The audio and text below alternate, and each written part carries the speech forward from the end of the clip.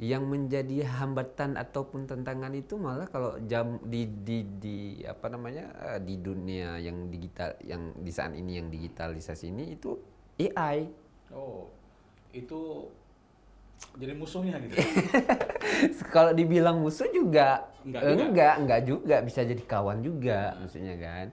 Kita bisa mencari ide di AI dan sebagainya. Tapi kan dengan penggunaan AI yang apa namanya, yang banyak banyak AI sekarang eh, itu menjadi, kalau dibilang apa namanya, musuh enggak juga, lebih ke tantangan lah, Tantangan ya. tantangan. Karena ada AI, gimana harus semakin Iya, jadi kita harus makin menarik. AI seperti ini. Jadi kita harus mampu untuk membuat karya kita ini lebih bagus.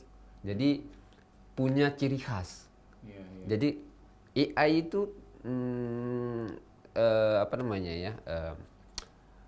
Kalau kita punya ciri khas dan orang mengenal ciri khas kita, pasti kita mampu untuk melewati ataupun tidak bergantung dengan AI.